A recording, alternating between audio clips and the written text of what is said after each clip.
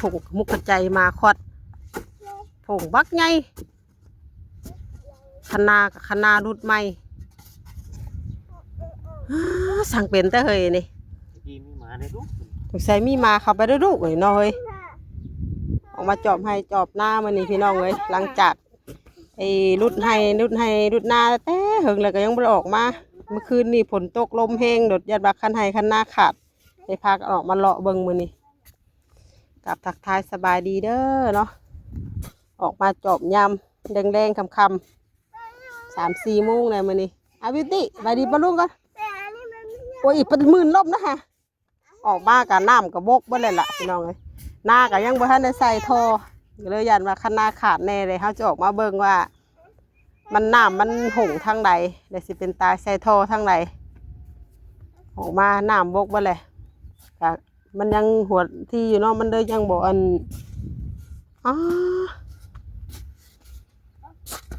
มันยังบ่อยู่ดอกน้ำเนาะเฮ้ยตกอีกบัดนี้ว่าสิเฮ็ดหน้าวานพี่น้องเอ้ยจักสิเป็นตายเลยบ่ว่าสิพากันเฮ็ดหน้าวานปีนี้นานอันนี้ข้าเจ้าเพิ่นวานเลยเพิ่นใส่รถพอร์ตไถเลยใส่รถไถน้อยมันสิล่มเด้ฝนตกคืนนี่บ่ได้ไปงานหน่อยเลยมาพะเด้เนาะมาได้ลูกอยู่นี่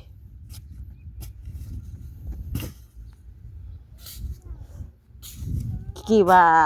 นั่นได้ยินอยู่ลุงบอกว่ามาขอดคณะเพิ่นว่าข่อยก็นึกว่าขอดธรรมดาวุพดใส่จนชอดเลยโอ้ย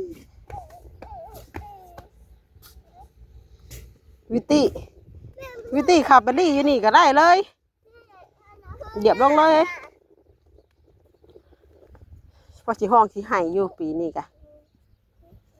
แต่ละไห้ยังบ่ทันได้ใส่ท่อสักไห้อยู่แม่มาเท่าไหร่ไปดูใช้ได้บ้างแน่หน้ามาคอดนะมาคอดดูเลยมาคอดให้ไหลเราสิใส่ท่ออยู่นี่เลยผัดคือชิ้นน้ำบ่ได้เมนทั้งนี้เลยเนาะบ่นะไห้นี่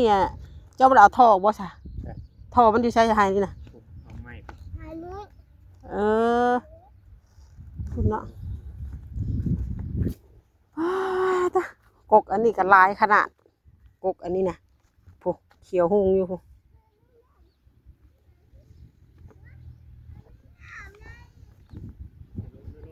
ล่มแล้วลูกเด้อมันมื่นได้แบบนี้นะตัวนี้ให้หน้าเก่าทางนี้พี่น้องเลยหน้าใหม่กะจักให้1 2 3 4 5ให้รุดเพิ่มใหม่4ให้พี่น้อง4ให้แต่ว่าสิวานเอาบาสิไทยเพิ่นยันบาล่มหาสิวานเบิ่งก่อนจักปีจักสิเป็นตาเด้อบุจักจังไดพังเบิ่งก่อนจักสิได้วาดจักยังข้าวปลูกก็ยังบ่ได้ไปหาซื้ออยู่อย่าดิ้นได้เปื้อนได้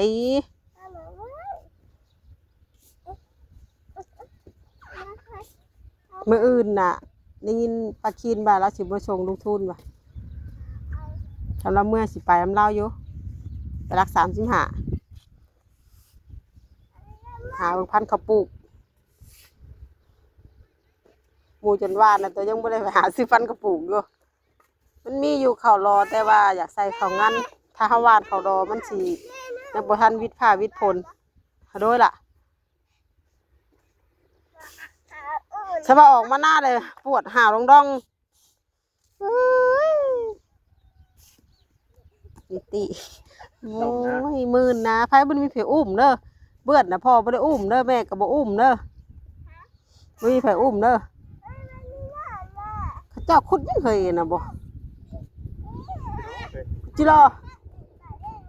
ใหญ่เลย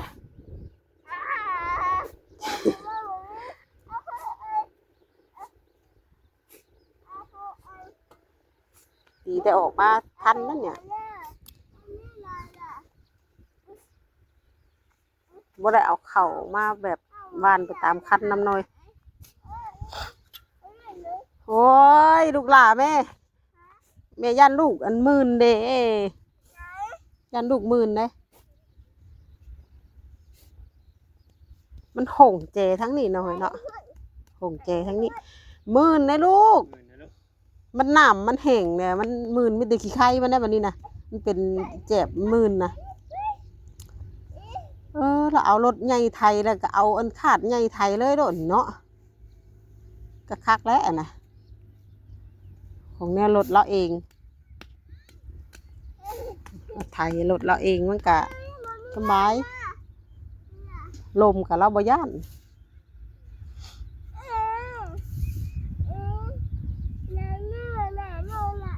โอ้ยมาดินตมระบาดนี่ปลาดุงเอ้ยวิธีไปคืออยู่เพื่อนปลาคินถูกไหมอยู่เพื่อนปลาคินถูกไหมมักแต่แท้เลยเราจะมาออกมาหน้านี่นอนอยู่กันยังตื่นขณะคอยเว้าอยู่กะบ่เคยเล่นบ่เคยเล่นอยู่ไปพอไปแล้วไปเกิบนะไปเอาเกิบไหมดินเนื้อเสร็จแล้วเราจะขึ้นมาสู่บ่แล้วแม่จะไปรอเบื้องหน้าก่อนมาแล้วแม่จ้ะมาแล้วแม่มาแล้วแม่ไปผู้ให้พุ่นยังดำลายผู้ไปเอาเกิบก่อนไปใช่แม่คือเก้าดุนี่แม่ตีนะพี่ตีก่อนมาใช่แต่แม่แท้นี่เหรอไปยังพ่อกูไปยังพ่อกูไป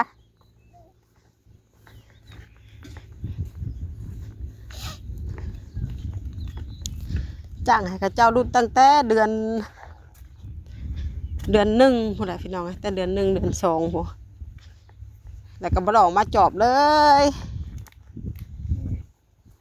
พาสิพาก็ออกมาเบิ่งว่ามันสิเป็นตายว่านได้บ่วะเนาะซ้ำมันฝนตกก็คือสิอังถ้าน้ำอังแซ่เข่านี่ก็บ่ได้อีกเด้นี่มันสิเน่าคันในคันนาก็โอ้ยแต่หอยงัว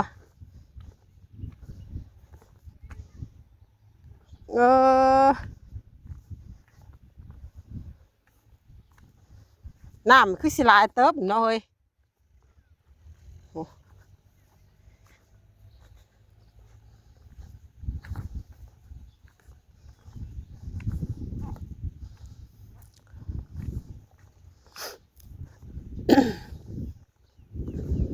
สูงดีขนาดอะ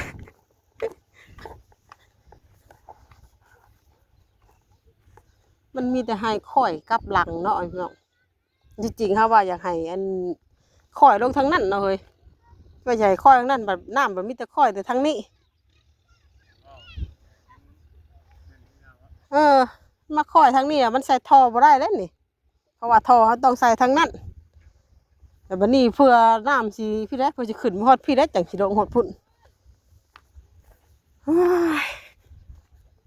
เมื่อย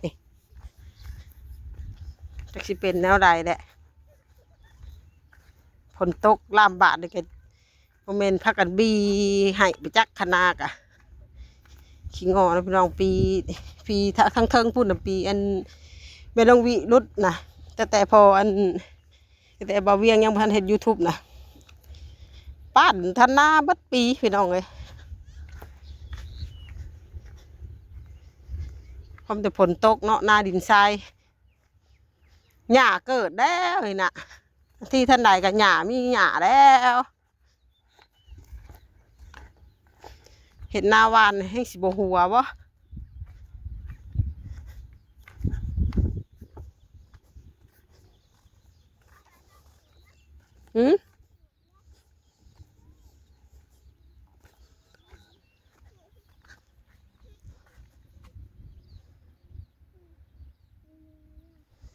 ใส่เจละซองท่อแล้วแหละหน่อยเทิงพุ่นเฮงนู่นนะเทิงผู้เฮงผู้เป็นแต่ไซส์เทิงพุ่นต้องใส่ตามนี่ได้นี่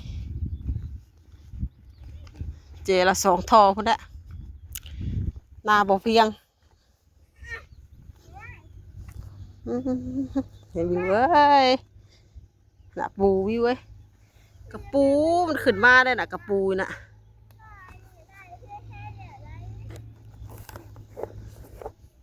เรา เราหวานเฮ็ดมือเดียวแล้วเลยน่ะเนาะอ้าตะนาเราเฮ็ดมือเดียวแล้วบ่ทง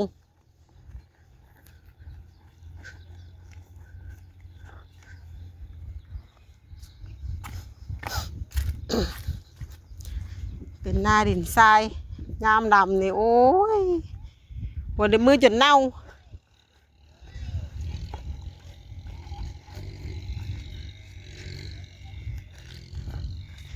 ต้นหมักม่วงนี่กะ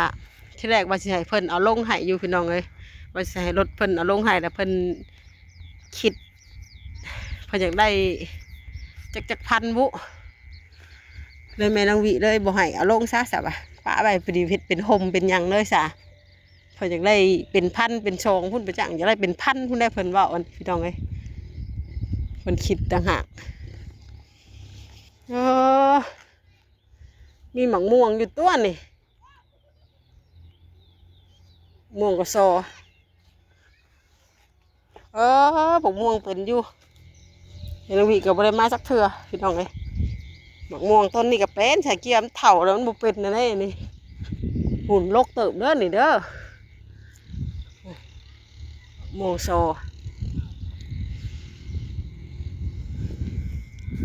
เพราะว่าเคยหั่นเอาไปลงเตาเทื่อนึงเนี่ยเนาะหั่นไว้ลงเตาเทื่อนึงเนี่ยหากำลังเป็นนี่แหละลกอยู่ฟูหางเป็นปีนี้ไปจัง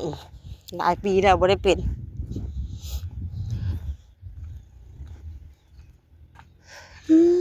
คันนี้แห้งโหด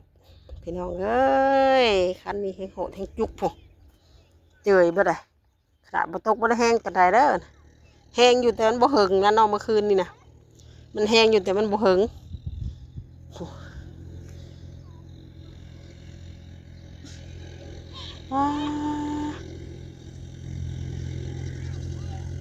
เห็นคันหน้าเลย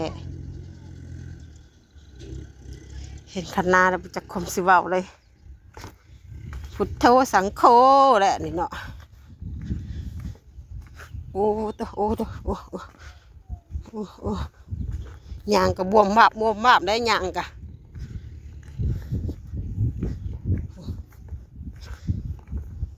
หางยางกับมวมบาบอยู่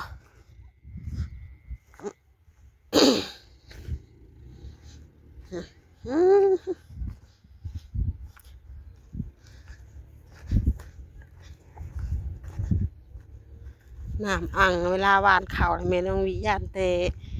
น้ำอ่างขังนะยันเข่ามันบ่ออกเนาะพี่น้องเนาะมันเน่าที่แรกก็ว่าเฉียออกมาแหละเฉียออกมาหวานเนี่ยยังบ่ในมือเบิ่งเขาปลูกน้ำยารถอันเล่าหลังคาไปมือเช้านี่บัดเมื่อถามเล่าเลยแล้วว่ามาหาคนเบิ่งเขาปลูกแล้วเล่าเพราะว่าเราบ่ได้เอาซ้ำบ่มีเขาปลูกเลยได้ว่าสิพากันไปซื้อบัดนี้ไปซื้อข้าวปลูกก่อนยังลูกนักขี้ตมติดตีนชุดแล้วพี่น้องชุดจำนี่นากะมาหอดนี่จะทอเฉลยบ่นะทอเฉลยรถติตัวนี้อ่ะ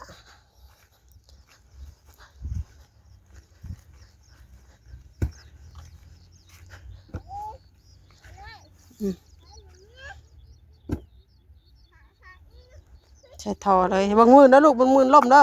จะเอาลงมาอะไรจะเอาไม้ลงมาอันอัดหนาทอน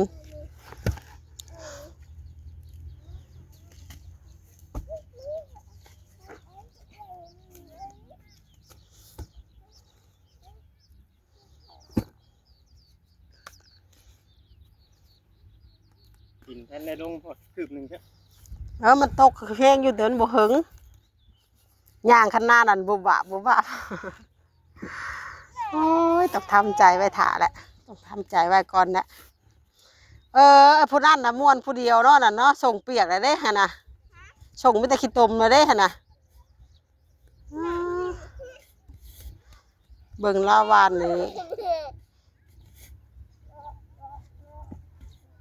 ลาวานนั่นน้อยลาวาน2 คนเลยผมให้บักไง แล้วเพิ่นมีรถพอร์ตนะเพิ่นไทยเองเพิ่นรุดเปลงไปน้ำแต่ละปีเห็ดหน้าหวานคูปีกะลูกหล่าเอ้ย ละ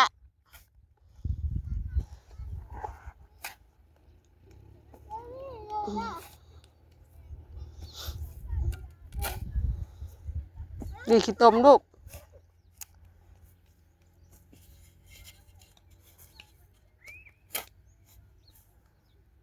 ทั้งนี้ตำคือเขาทางนั้นตำทั้งนี้พันคือเขา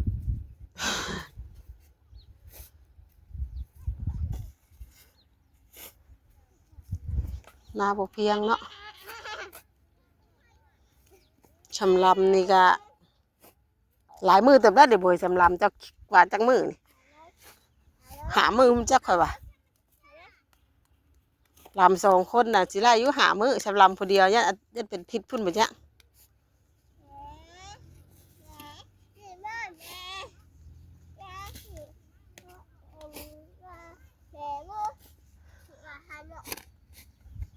นาน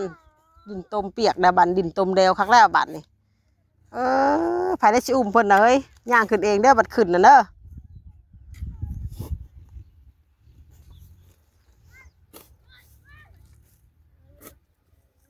ยามฝนยามเห็นหน้ากะแช่ยุดออกไปถ่ายคลิปข้างนอกก่อนนะ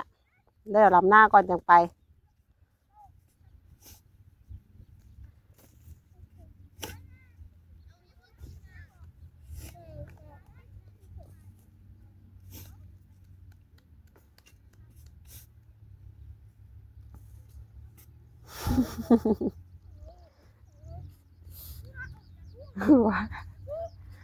ว่าวิวตีเด้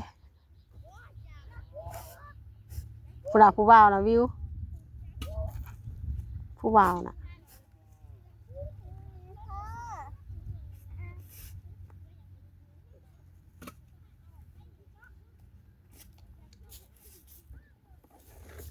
เอาหิวไปใช้กองฟองตัวนั้น คนดื้อเอ้ยเฮ้ยเฮ้ยใช่จ้ะไปลำนะพี่ตีว่าสิฮะเนี่ยมันไม่ผมผ่านอ่ะมีผมเดี๋ยวเอานี่วางมากันใส่มานี่เดี๋ยวมานี่เบิ่งนั้นได้จากดินมือเปื้อนฮะเบิ่ง แม่มานี่ฮะแม่จะเอาลงนี่มานี่ แม่น มานี่ไอ้ล่ะดินรอดเดี๋ยวจะเอาทอมาใส่อยู่นี่อีกทอหนึ่งน้ำกับสีไล่ตั้งแต่เทิงพุ่นแหละพี่น้องไล่แต่เทิงพุ่นลงมาพี่เลยพี่น้องไอ้คลิปนี้ก็ประมาณชั้นนี้เด้อพี่น้องเนาะเดี๋ยวพบพ่อกันในคลิปต่อไปเมื่อนี้ออกมาจอบให้จอบหน้าพี่น้องเลยออกมาเบิ่งว่าสิเป็นตายหวานปะไว้อยู่บ่มันเป็นตายคือเป็นตายทรงเห็ดอยู่บ่หน้าหวานเนี่ยเนาะพุ่นแหละพี่น้องเดี๋ยวติดตามกันต่อไปคลิปนี้ก็ไปแล้วพี่น้องเลยขอกล่าวคำว่าสบายดีทุกคน